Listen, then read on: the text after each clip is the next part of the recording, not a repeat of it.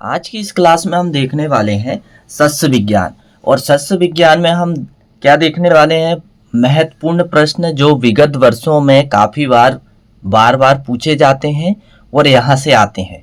तो हम एक एक करके उन्हें समझने वाले हैं। इसके पीछे हमने एक क्लास और सस्य विज्ञान यानी फसल उत्पादन के कुछ प्रश्नों के बारे में डिस्कस किया था और बहुत अच्छे से समझा था। निश्चित ही है वहाँ से भी प्रश्न आने वाले हैं। उस वीडियो का लिंक मैं इस वीडियो में देने वाला हूं, तो आप उसे भी देख सकते हैं। तो नमस्कार दोस्तों, मैं सचिन राय और आपके अपने YouTube channel PAT with Sachin में एक बार फिर से स्वागत है। ऐसे नए नए एग्रीकल्चर के अपडेट के लिए आप चैनल को सब्सक्राइब जरूर कर लें और यदि वीडियो पसंद आता है तो लाइक करना ना भूलें। तो चलिए हम स्टार्ट करते हैं।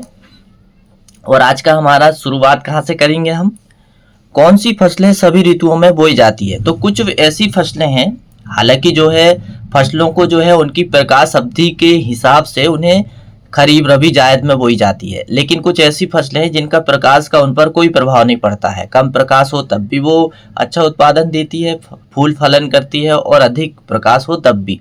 कुछ फसलें तो ऐसी रहती है कि जिन्हें प्रकाश की अवधि का कोई प्रभाव ही नहीं पड़ता है, जैसे है सूरजमुखी, जिसे डे नेचुरल प्लांट कहा जाता है। क्या कहा जाता है? Day natural plant. तो चलिए, मक्का, धान, सूरजमुखी। हालांकि यहाँ पर धान दिया है तो मैं समझता हूँ कि धान यहाँ पर नहीं है, ये थोड़ा सा रॉन्ग है। मक्का भले तीनों ऋतु में लगाया जाता है और सूरजमुखी तो जो है तीनों ऋतु में लगाई जाती है। तो चलिए अब हम आगे देखते हैं। कटाई सूचकांक कम होता है, मतलब हार्वेस्ट इंडेक्स कम होता है, मतलब वह फसलों का नाम बताओ जिनमें जैविक पदार्थ अधिक निकलता है और जो है आर्थिक उपज कम निकलती है। तो ऐसी फसलें कौन सी होती है? दलहनी फसलें। यदि हम हार्वेस्ट इंडेक्स का यदि सूत्र देखें तो क्या होता है? हार्वेस्ट इंडेक्स बराबर आर्थिक उपज बटे जैविक उपज। हार्वेस्ट इंडेक्स बराबर आर्थिक उपज बटे जैविक उपज, ये इसका सूत्र होता है। यदि आपको थोड़ा सा भी आइडिया हो तो आप ये सूत्र लगाकर बहुत अच्छे से कटाई सूचकांक निकाल सकते हैं। अब इसके बाद में हम देखते हैं मोथा खरपतवार है। मोथा तो आप जानते ही हैं, ये वर्षा ऋतु का बहुत ही खतरनाक खरपतवार है। तो ये किस कैटेगरी का खरपतवार है? निरपेक्ष खरपतवार, जिसे हम एब्सोल्यूट वीट कहा जाता है। एब्सोल्यूट वीट कहा जाता है। अब एब्सोल्यूट वीट को यदि हम थोड़ा सा समझें तो एब्सोल्यूट का मतलब ये होता है कि ऐसा खरपतवार जो हमेशा नुकसान ही पहुंचाता है। ऐसा खरपतवार जो हमेशा नुकसान ही पहुंचाता है, ऐसे खरपतवार को निरपेक्ष खरपतवार की श्रेणी में रखा गया है। अब आता है अमरबेल। अमरबेल को कस्क्यूटा भी कहा जाता है, कस्क्यूटा कहा जाता है, और यह एक परजीवी है। यह एक जो है तना परजीवी है, जिसे हम टोटल पैरासाइट बोलते हैं। Total stem parasite. Total stem parasite इसे क्यों कहा जाता है? इसे इसलिए कहा जाता है, यदि एक टुकड़ा जरा सा भी आप किसी पौधे में फेंक दो तो ये अपनी जड़ नीचे भूमि में नहीं रखता है। ये अपनी जड़ जो है पौधे की शाखा में ही, स्पंज जड़ होती है, तो वो पौधे के शाखा में ही अंदर पहुंचाकर और रस चूसना और फिर पोषक तत्व लेना प्रारंभ कर देता है। ऊपर ही ऊपर फैलते रहता है। एक समय ऐसा आता है कि पूरे पौधों को मार देता है और फिर ये अकेला ही बचता है और अपना जीवन चक्र पूरा करता है। इसीलिए इसे क्या कहा जाता है? एक पूर्ण परजीवी कहा जाता है। संपूर्ण तना परजीवी की श्रेणी में से रखा गया है, क्योंकि इसमें जो है पूरी तरह से जो है पौधों का शोषण करता है। अब हम देखने वाले हैं ओरोबैंकी। ओरोबैंकी है ना। अब हम क्या देखने वाले हैं? ओरोबैंकी। ओरोबैंकी परजीवी को कहते हैं। ओरोबैंकी परजीवी। हालांकि जैसे हमने अभी देखे अमरबेल। अमरबेल एक संपूर्ण तना परजीवी माना जाता है। इसी प्रकार जो है ओरोबैंकी भी एक जो है अर्ध जड़ परजीवी होता है। ये अर्ध जड़ परजीवी होता है। तो इसे किस नाम से जाना जाता है? ये हमसे पूछा गया है। इसे किस नाम से जाना जाता है? तो इसे ब्रॉम रैप के नाम से जाना जाता है। किस नाम से जाना जाता है? ब्रॉम रैप के नाम से जाना जाता है। अब इसके होस्ट प्लांट क्या है, मतलब ये किस में आक्रमण करता है, उन पौधों का नाम बताओ। हालांकि ये ओरोबैंकी जो है, जिसे इसके जो होस्ट प्लांट है इसके मुख्य होस्ट प्लांट है ओरोबैंकी का, वो है सरसों। लेकिन क्या होता है, कुछ सोलेनेसी कुल की फसलों में भी ये आक्रमण करता है। वो कौन कौन सी फसलें? तंबाकू है, मिर्च है, बैगन है एवं आलू है। ये फसलों में भी ये बहुत खतरनाक तरीके से नुकसान पहुंचाता है।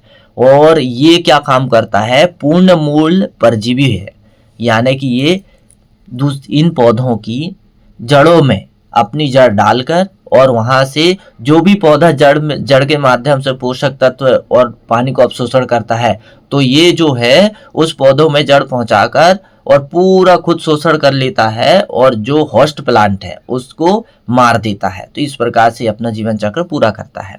अब स्ट्राइगा भी एक क्या है, अर्ध जड़ परजीवी है। जिस तरह से ओरोबैंकी पूर्ण मूल परजीवी है, मतलब पूर्ण मूल परजीवी का मतलब होता है कि एक्चुअल में ये क्या काम करता है, ये सारी अपनी जड़ जो है होस्ट प्लांट में ही ऊपर निर्भर करता है। मतलब पूरी जड़ जो है होस्ट प्लांट की जड़ के ऊपर ही निर्भर करती है पूरी।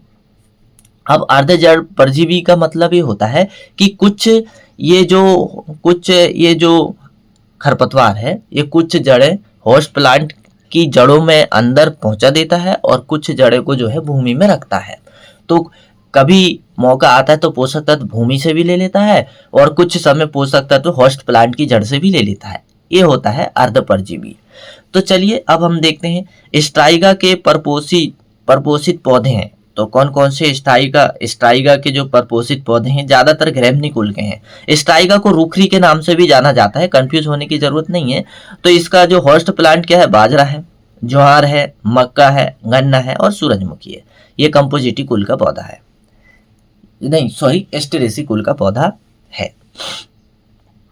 तो ये इस तरह से आप समझ सकते हैं। अब क्या दिया है, अमरबेल के पोषित पौधे होते हैं, ज्यादातर अमरबेल के पोषित पौधे होते हैं।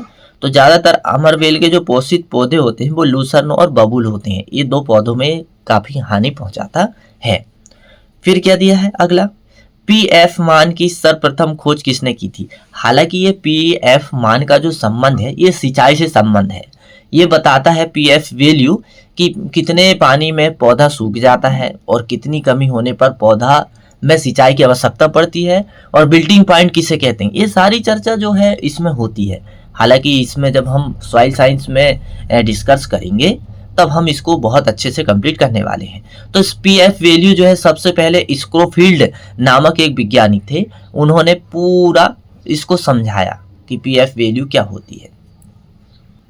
यूं तो देखा जाए आज की हमारी जो क्लास है आपके एग्जाम में ब्रह्मास्त्र का काम करेगी, क्योंकि ये ऐसे प्रश्न है लेके आया हूं मैं आपके लिए, इनसे अलावा कुछ आता ही नहीं है, क्योंकि यही मेन इंपॉर्टेंट प्रश्न है और यही बार बार दोहराए जाते हैं। हालांकि पूछने का तरीका अलग हो सकता है, घुमा फिरा कर पूछ सकता है, लेकिन यही प्रश्न जो है काफी बार घूम फिर कर और घुमा फिरा कर या बनाने का तरीका चेंज करके आपसे पूछे जाते हैं। तो बिल्कुल आज की ये क्लास आपके लिए बहुत फायदेमंद है, आप इसको ठीक से समझ लीजिए। और यदि आप मेरा वीडियो को लाइक नहीं किए तो लाइक जरूर करिए, क्योंकि आपका लाइक जो है मेरी ऊर्जा का काम करता है। तो चलिए हम देखते हैं स्ट्राइगा परजीवी को कहते हैं। जैसे हमने अभी देखे थे कि भैया ओरोबैंकी को किस नाम से भी जाना जाता है, तो ब्रोमरैप के नाम से भी जाना जाता है। तो स्ट्राइगा को और दूसरा किस नाम से जाना जाता है, तो स्ट्राइगा को जो है दूसरा नाम से है विटेज वीट के नाम से जाना जाता है। सर्वप्रथम कौन सा खरपतवार जैविक विधि द्वारा नियंत्रण किया गया, सर्वप्रथम जो है लेंटाना कैमरा जैविक विधि द्वारा नियंत्रण किया गया। मृदा सतह में समांतर रूप, यानी मृदा सतह में समांतर रूप से यदि पानी बह रहा है, हॉरिजेंटल रूप से पानी बह रहा है, तो ऐसी क्रिया को क्या कहते हैं। जैसे हम देखते हैं कि पानी गिरता है और पानी गिरने के बाद क्या है, वो अंदर ही अंदर जो है कुछ नीचे जाकर वो परत के माध्यम से सीधा सीधा ढाल की ओर बह जाता है। सीधा डायरेक्ट नीचे नहीं जाता है, ढाल की ओर जो है जिस साइड उसको ढाल ज़्यादा मिलती है वो भूमि की परत से पानी उधर उसी ओर बह जाता है। तो ऐसी क्रिया क्या कहलाती है, ऐसी क्रिया जो है निस्पंदन कहलाती है, और इसे हम सीपेज कहते हैं। क्या कहते हैं, सीपेज कहते हैं। तो सीपेज तो आप बहुत अच्छे से जानते ही हो कि पानी ऊपर बरसात का गिरा या फिर नहर का पानी थोड़ा सा भूमि के नीचे गया और जिस ओर से उसे ढाल मिलता है वहां जाके वो इकट्ठा हो जाता है, ऐसी क्रिया सीपेज कहलाती है। अब उसी के नीचे बहुत अच्छी बात बताई गई है कि जब मृदा से नीचे की तरफ, अब देखिए अब पानी सीधा नीचे जा रहा है, ढाल की ओर नहीं बहेगा। जब मृदा में नीचे की तरफ यानी वर्टिकल पानी बहने को क्या कहते हैं? अंतःस्रवण कहते हैं, इसे परकोलेशन कहते हैं। और ये परकोलेशन के माध्यम से ही पानी नीचे पहुंचता है और ये जल फिर जो है कोशिका जल के रूप में जमा होता है और वही कोशिका जल को, जिसे कैपिलरी वाटर कहते हैं, और पेड़ पौधे लेते हैं। तो पीएफ मान का संबंध है सिंचाई की मात्रा से। हमने अभी देखे पीएफ वैल्यू जो है स्क्रोफील्ड के द्वारा दी गई। अब नीचे क्या दिया है? अम्लीय मृदा में सिंचाई की उपयुक्त विधि है। यदि मान लीजिए आपकी मिट्टी अम्लीय है तो आपको कैसी सिंचाई करना चाहिए, सिंचाई का तरीका क्या है?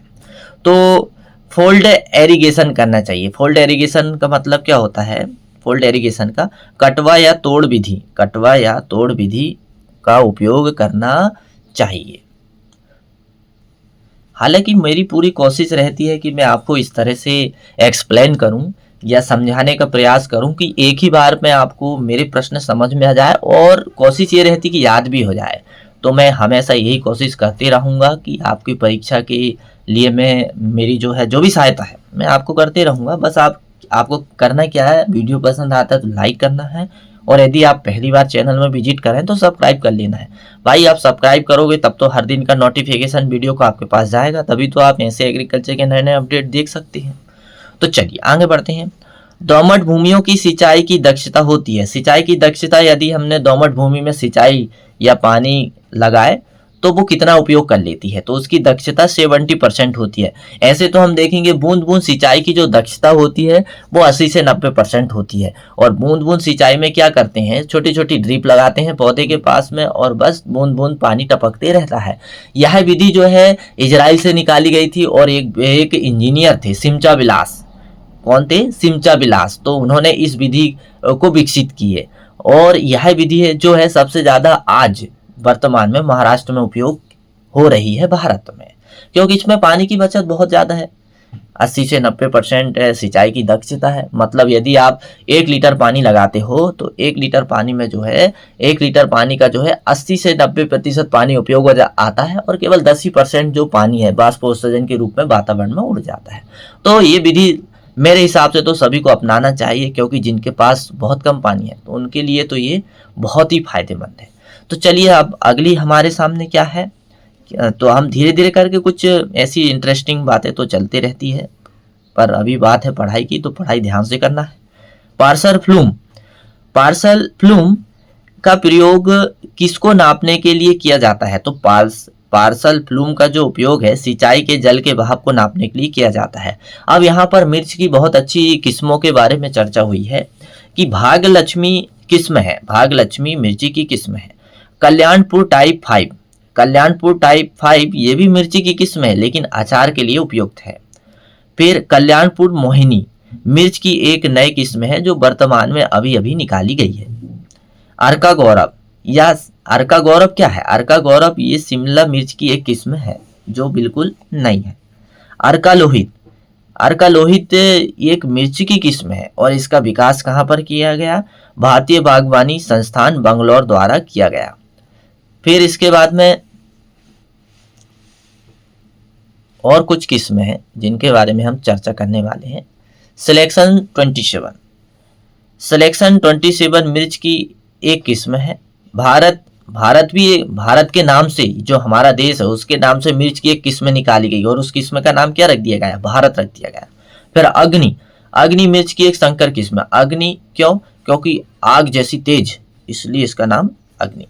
फिर गौरी बिनूर अर्का लोहित एक किस्म लवण सहनशील है, मतलब ये लवणीय मिट्टी में भी अच्छी पैदावार देती है, इसलिए इसे कृषक जो है बहुत अच्छे से इसकी पैदावार ले रहे हैं और इसका उपयोग कर रहे हैं, यानी लगा रहे हैं, रोपण के लिए उपयोग कर रहे हैं। एशियन सब्जी अनुसंधान केंद्र ताइवान में है, जिसे एवरीडेक के नाम से जाना जाता है। ये सारी चर्चा हम जो भी अनुसंधान संस्थान है भारत में, इसके बारे में मैंने पिछले वीडियो में बहुत अच्छा एक्सप्लेन किया हूँ और समझाया भी हूँ, तो आप वहाँ मेरी प्लेलिस्ट में जाके सर्च करिए कि भारत के कृषि अनुसंधान संस्थान या भारत के उद्यान अनुसंधान संस्थान, तो आपको वहाँ पर मिल जाएंगे। फिर आगे क्या दिया?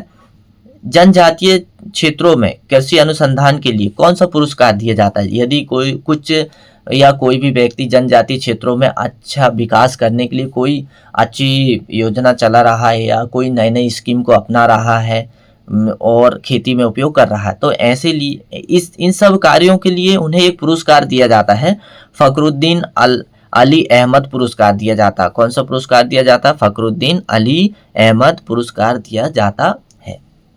यदि बरानी खेती के लिए, बरानी मतलब ऐसी जगह पर जहां पर जहां पर पानी की समस्या है, ऐसी खेती के लिए ऐसी बरानी भूमि में खेती करते हैं और अच्छा उत्पादन लेते हैं, नए नए टेक्नोलॉजी अपनाते हैं और कम पानी का उपयोग हो जिससे, तो ऐसी खेती के लिए जो यदि ऐसे स्थान पर खेती कर रहा है तो उनके लिए एक पुरस्कार से सम्मानित किया जाता है ताकि उनको उत्साह मिले और ठीक से करें। तो बसंत राव नायक पुरस्कार, कौन सा पुरस्कार दिया जाता है? बसंत राव नायक पुरस्कार दिया जाता है। तो आज की क्लास में बस इतना ही, बाकी हम जानकारी अगली क्लास में एकत्रित करने वाले हैं और बहुत अच्छे से समझने वाले हैं। तो आप मुझे कमेंट्स करके बताइएगा कि आज की क्लास आपको कैसी लगी। यदि अच्छी लगी होगी तो ऐसी क्लास में आपके लिए बहुत सारी लेके आने वाला हूँ, तो आप मेरे चैनल से जुड़ जाइए, चैनल को सब्सक्राइब करना ना भूलें। तो मेरा वीडियो देखने के लिए आपको बहुत बहुत धन्यवाद।